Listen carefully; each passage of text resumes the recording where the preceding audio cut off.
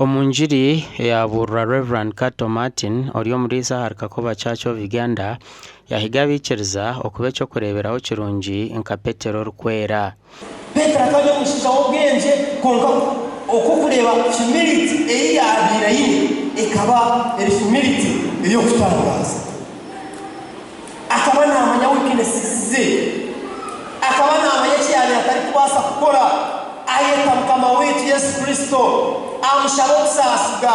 Ashaboksa bagenzi be ndi kumanya n'abashije bangahe oluzo kwishogo mukazi we akamushaba umusasi.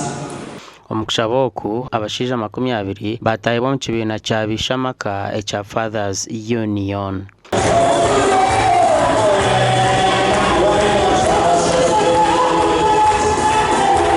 Ninsime chokani mbahika abito atasya mujwaramani mujenene byenderwa bya Fathers ko mushomise kandi mwongere kuma ikitinsa cyo bushwere na naba baryo kabatakatahibwe ntubeta abataka gisro mugitwe tubatase mu kibina cya Bishamaka kombeka amakagaitu banyi namaka nibo bakombeka amaka nibo bakuhabura abana nibo bakuhabura abakazi okubore ko muhando gwikire mwene obutumwa bwanyu no kugira ngo ebiragane bimwarahira omugeri izoba mubikuratirire mwene nsime kanisa n'abakitebe kanisize kandi nishabango n'abatakatahibwe bije batahibwe akantu baho murundu kumwe kubaho gundi ngo kwako banubwite so imbasima ntile bugarikira.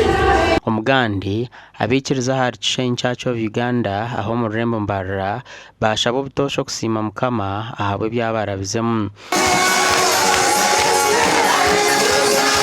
Okushabo kwahebwa Reverend Canon Asaf Kabachenga owayebembero kushaba no kusima kwa bavuji ba boda boda aba Desert Stage omurumandera aha kanisa ya Kishenyi Church of Uganda.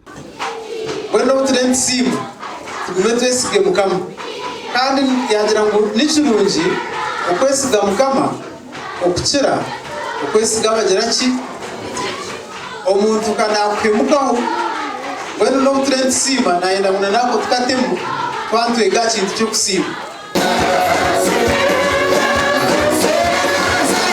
Bareche Robert chairman wa Desert Border Stage omurumandera yashobora habonche batireho kusimoko tumusima habo kurinda ka stage akatuhereza amagara marungi kandi akaturindira abana bitu n'amakagitu eco tumusimira eca kabiri tusima ruhanga habo umwe ubwatwire ka stage akaturinda kandi kakwatanisa ka stage nawe cyo ntongera kwetara kiba abantu bona kutwegitaho abantu bona kusimaranga byabakorire nambuye naba basima hareheraza mu rumogo na sande yahwire hino mu rumogo gwakozirwe abo kombeka nawe cyo tushabira abantu bona kandi tubedeza amagara marungi.